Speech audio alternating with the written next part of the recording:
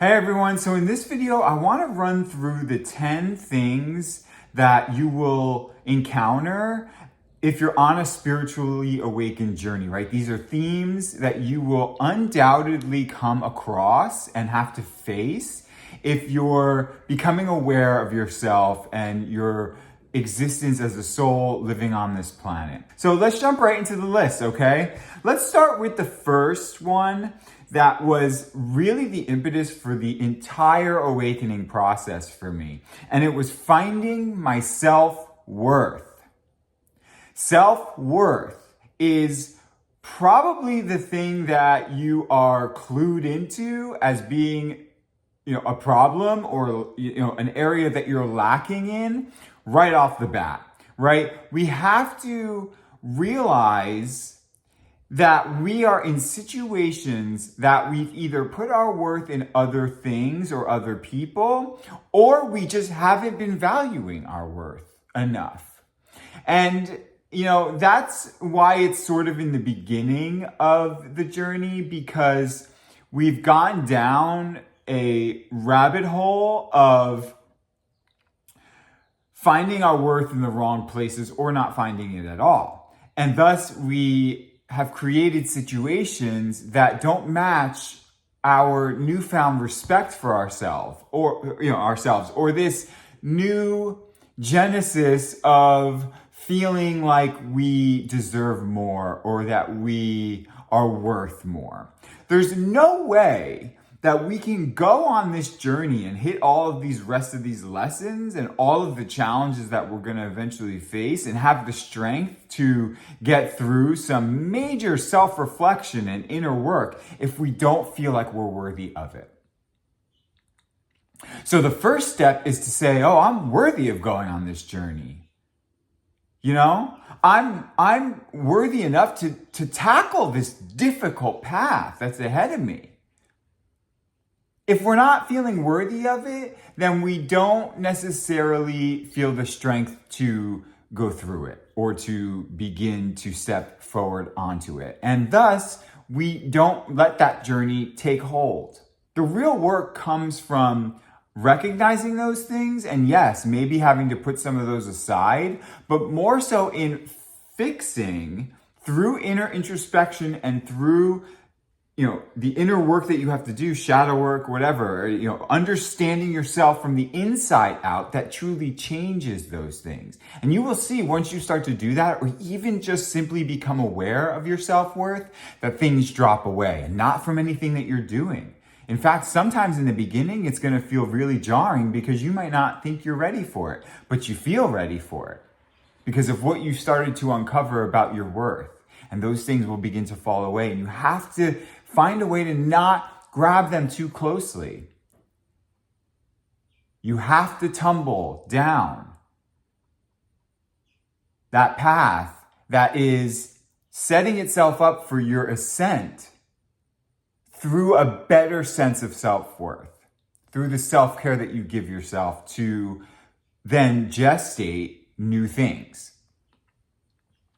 So self-worth is going to be the first thing. In my opinion, it is the first thing. Now, for me, number 2 is creativity. And this is going to be different for a lot of you. But again, I always say this, creativity is within everybody's arsenal. We don't have to be artists to be creative. Now, what do I mean by creativity? Well, I mean that sometimes when we go on this journey, every time we go on this journey, all of these journeys require a little bit of peace and comfort as we go through them, right? Peace and comfort can't be just the destination, right? Because it's not about that destination. And sometimes we never get to a destination. We have the journey. So we need to find peace and joy and love and, calmness and some level of levity through the journey. And creativity is how we do that. The creativity I'm talking about is the self-expression of all the stuff that you're going on inside. It has no monetary value. It has no, end goal for, your career or your success. So I think creativity is a big thing to come across in the beginning because it's a tool that we can use to traverse it all and not feel so suffocated is the word that's coming through. And I think that's because this journey is very isolating. The void is part of the journey, and it comes up through each step of the journey. So if that's the case, if the void is ever present, then having something that we can birth without the need for anybody or anything else to make it happen is going to be so vital in lessening the fluctuation of the sometimes chaos, sometimes sadness, sometimes depression, sometimes isolation, just those things that are inevitable byproducts of walking this path. Find the thing that makes you feel creative. Find the hobby or the craft that you might want to do that will bridge the gap and help your soul express itself in a healthy way and in a way that will balance out all of that other junk, right? Not that this is junk, that's minimizing it, but all of that other stuff that you're gonna be going through. So let's keep going on to that junk, right? Or that stuff. Number 3 is gonna be patience. I mean, patience, temperance, right? Is one of the hallmarks of a spiritual awakening because it requires, every part of it requires it. Patience with ourselves as we learn these lessons and are shocked by some of the things we find out. Patience with the new beginning that is, guaranteed for us, but doesn't necessarily come in the way we think it's going to come or when we think it's going to come or how we think it's going to come, right? We have to be patient with it. Part of our angst in the beginning is wanting to get to that destination because this stuff is hard, right? This stuff is difficult. And if we're going to do it, we want to see the light at the end of the tunnel. Well, that light at the end of the tunnel is going to show up, but don't think that you're ever necessarily going to get out of that tunnel. That light just might get brighter until you realize you're shining the light, right? And in that way, you're out of the tunnel because now you're glowing.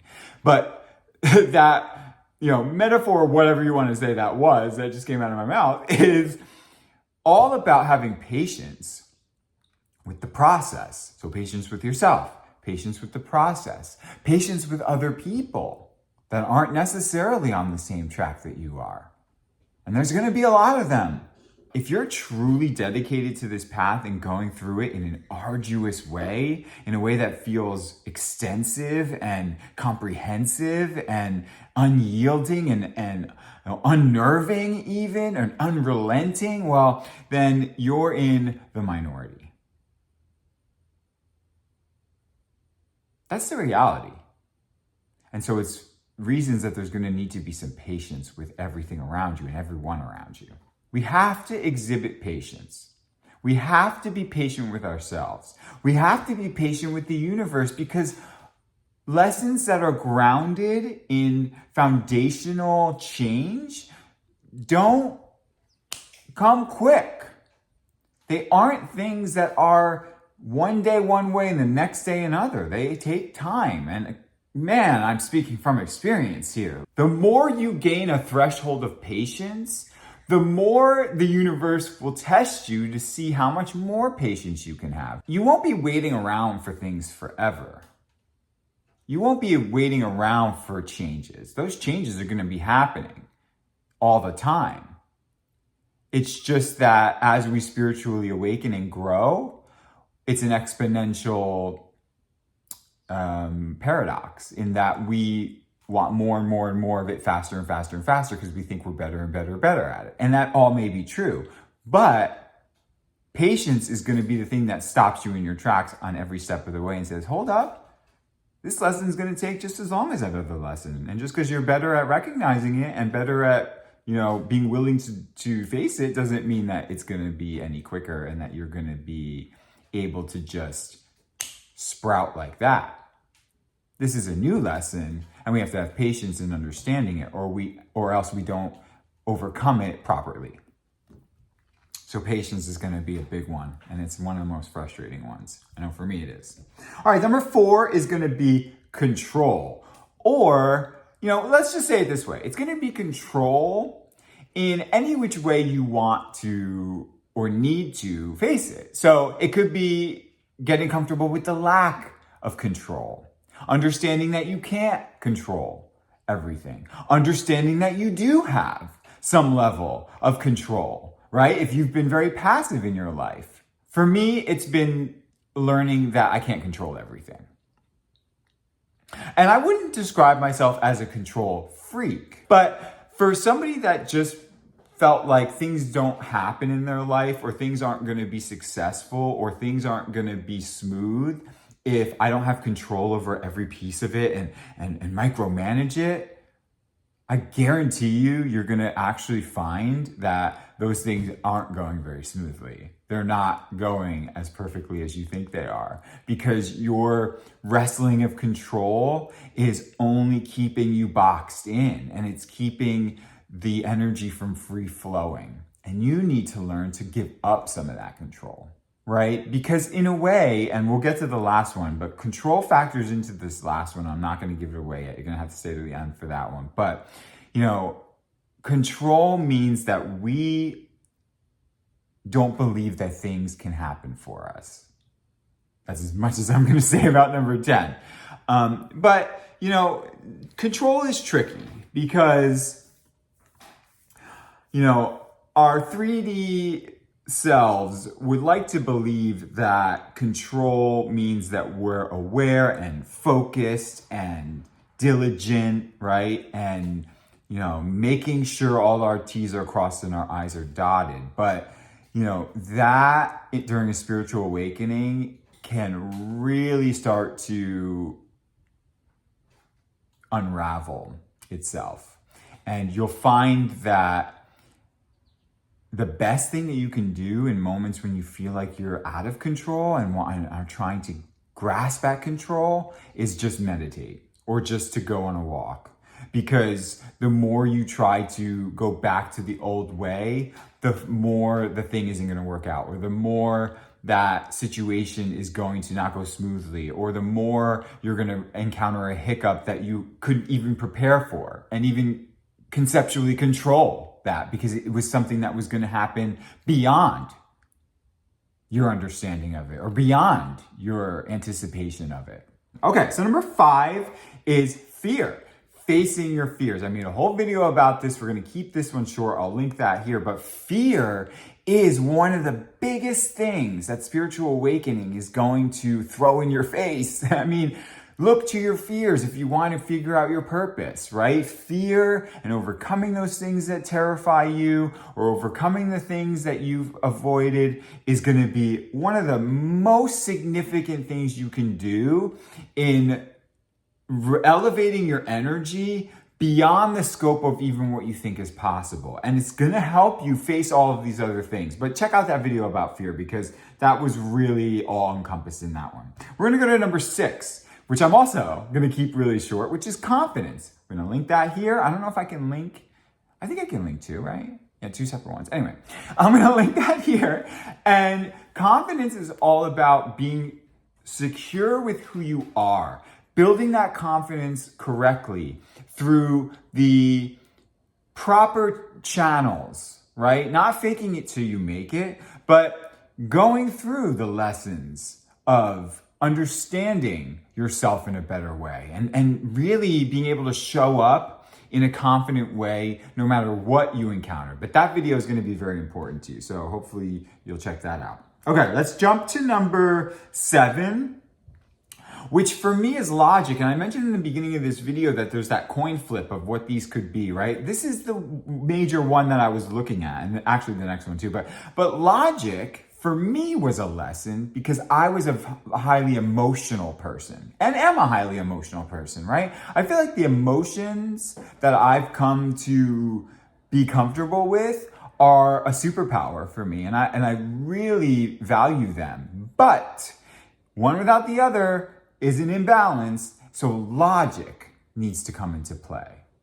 Now, for some of you, it's going to be that you're a very logical person, but your emotions were all over the place and you weren't able to understand what you felt or what your internal, emotional body was trying to say about any one given thing. So you're on the other end of the spectrum. And so I can't necessarily speak to that experience, but they're the same two sides of a coin.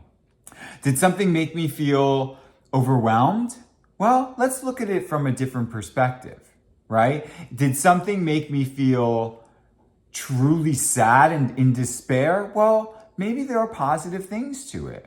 Or maybe I can at least look at those sad elements of it and say, yes, but they are also balanced by things that are actually good and actually are helpful, right? To logically look at a situation is to help your emotional side not turn to panic or not turn to despair, as I mentioned, or depression even, right? The emotional side running amok will begin to get that imaginary part of our brain into a tizzy.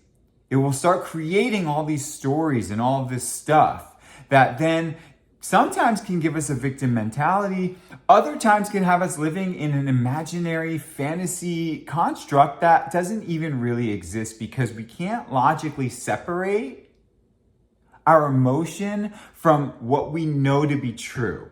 Logic will really help you see things from a different perspective. And in that way, you can have a comprehensive perspective on things. When somebody passes after a long, hard battle, I can be emotional about it. I can express those emotions. I can feel sad. But I can also see the benefits of now they're not suffering. I can see how logically everybody goes through the life and death cycle. And I cannot find myself in just utter despair only. You don't want to find yourself mechanical in that you can't feel things, that you can't, feel that sadness or feel that happiness, right? Where you can't feel elevated levels of emotion in either which way because you're just crunching numbers, and you also don't want to find yourself only able to feel the emotion and not able to see something for what it really is. So number 8 is anger. Now, this could be that you're dealing with some anger management, controlling some levels of unresolved anger that's coming out in an aggressive way. But it also may be, and which is the case for me, honoring your anger, allowing yourself to be angry. Now, of course, this is within reason, and we're not flying off the handle and screaming and breaking things and causing a scene. That's anger out of control. But for some of us, the spiritual awakening path is trying to teach us that our anger is not something that we have to stifle in the name of keeping the peace or appeasing people, or because we think there's something inherently wrong with being angry about something. And so if we're somebody that has pushed our anger down, didn't want to rock the boat, didn't want to stand up for ourselves even sometimes, or was just not in touch with those moments of heated, passionate anger, then you better believe the universe is going to put forward things that are going to test your anger. And it's not going to be a matter of, okay, I'm not going to be angry. Okay, right? No, it's going to be about just being angry a little bit. Now, this is going to require some, skill in that you don't want to take it out on other people around you. I know for me, when I'm alone, I yell sometimes out loud, and that's a release. Or I just speak in an angry way to spirit and the universe because I'm pissed off, right? And that helps me release it a little bit. You're not going to get everything you want. You're not going to get everything the way you want and when you want. And it's not a matter of being a child on the ground screaming and crying again. I hope you can see that there is this piece of anger that we're allowed to be sometimes, that we're allowed to feel. We can be outraged at injustice. We can be angry at, inequality. We can be pissed off that we didn't get a fair shake. The key here is to feel the anger authentically and then to pivot and to handle the situation in an appropriate way, which is what the one before comes into play, logic. When we can combine logic in response to the felt anger that we experience, we are better suited to move forward. But if we only stifle that anger, then it bottles up and it explodes in terrible ways, in unhealthy ways. And if we allow that anger to just run wild all the time, we never actually get to a place where we can constructively handle situations placed before us that have made us angry. So there is a balance, as with anything. Number 9 is unconditional love. It's been a journey of realizing that not getting necessarily what you want out of a situation with a person doesn't mean that you still can't have love for that person.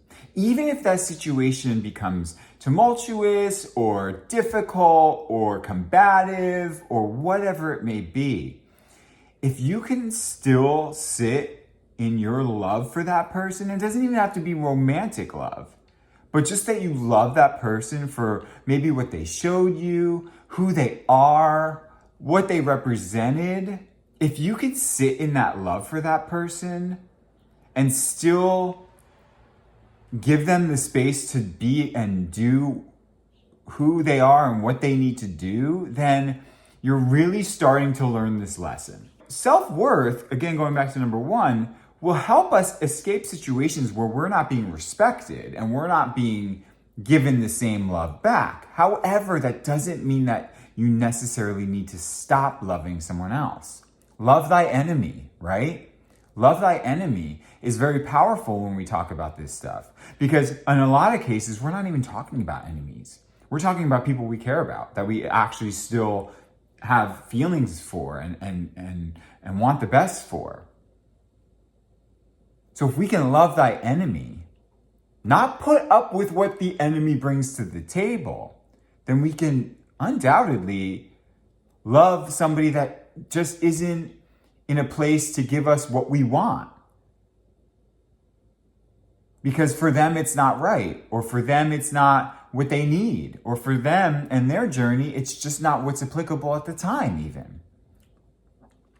So unconditional love can sometimes be wrapped up in counterpart situations and in romantic situations, a lot of the time, but it doesn't have to be. It can be family that think differently than you. It can be friends that wrong you or go through things that take them away from you. And to forgive that, then we're really seeing things from a spiritual perspective. Because if we're in the 3D muddled by how they wronged us or what they did wrong, then we're really stuck in this conditional 3D, materialistic tit for tat type of thing. And on the spiritual journey, it's really hard to see things that way.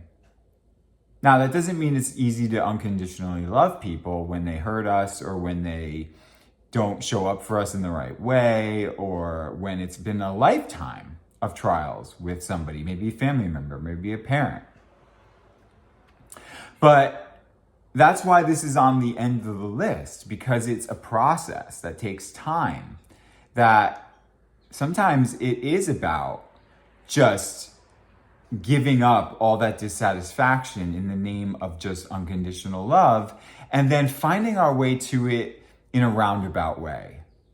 Maybe we do start to see the benefits of how that person showed up and mirrored things back to us. Maybe we do see things for what they are and the struggle that that person was facing and how that manifested as dissatisfaction in our connection, but wasn't necessarily a referendum on who we are, and in fact wasn't at all a referendum on who we are, but was beneficial to helping us become a better person, and was also indicative of what they're going through and the struggle that they're facing. And what's left at that point other than just love? Now, unconditional love for ourselves is also a factor here as well. I think that's more in the self-worth category, and I feel like if you have self-worth, you learn to love yourself unconditionally over time. But that's another reason why unconditional love is at the end of this list, because that's a process to love us through our negatives and our faults, to understand that we aren't perfect, that sometimes we lie, sometimes we make mistakes, sometimes we don't show up for people in the right way, sometimes we're that other person. So we have to forgive ourselves and love ourselves, but we also then, in the same token, can relate to the other person because we've been there on the other side. Now you have to be realistic about that, and you have to see that for what it is. You have to be honest with yourself. Look at those relationships where you were that person. And then again, not excuse bad behavior and not put up with anything that you don't feel like is worthy of you at that time. Go seek out those situations or people that are matching up to you. But to not let that negate any worthiness in anyone else. And that brings me to number 10, which is something that I'm actively learning more than the rest. I mean, these are all in flux, as they always will be, but this one is definitely in flux. And it's trust. Trusting the universe, trusting your life, trusting that things work out the way they're supposed to work out. Not perfectly, because we can't control that, but in a way that we sometimes don't understand. So this is when disappointment can come into play. This is when feelings of entitlement, from the ego can ramp up. This is when stress levels can be elevated. Trust is the best thing that you can do in those moments. Now, it's difficult to do, but I'm trying to learn that I don't know my future. I don't know the full picture of things, but I do know what has happened in the past. And I do know that if I analyze that in a clear-sighted way, I can see that a lot of things have worked out even when I thought they weren't working out. The universe is always working out for me, right? I'm going to roll my eyes at that. But it's a mantra that's very powerful and that in retrospect you can prove. It's hard to rely on it when things are up in the air and you don't know what's to come. Obviously, right? That's scary sometimes. But if you can look back on certain things to see how things come full circle, or how things that seemingly were delayed then were better off, or how things just turned out okay even when you thought it was all crumbling around you, that can be something that starts to elicit a trust feeling in what's to come. But it's not foolproof, because I know somebody that was very religious minded when I was younger, went to church and all that stuff, and then lost all that stuff because I came out and things were, just not adding up in terms of an organized Christianity religion, have come full circle into something that is now, I'm very spiritual and I do believe in something else. Is it God? I don't know. Is it the universe? Is it anything that can be found in the Bible, the Quran, the whatever, fill in the blank, religious text? But I do have faith that there is something more. And when things don't go well, that faith is challenged because my trust is sometimes not strong enough. And that can come from being disappointed a lot in the past. That can come from things not working out or not seemingly going right or being disappointed. Again, like I mentioned, trying to then control outcomes so that you're never disappointed isn't the answer. The answer is to find a way to trust. even through a disappointment after disappointment or something not going right. Finding a way to trust through that is a powerful experience because it gives up control and at the same time takes control. Because whatever's going to happen is going to happen.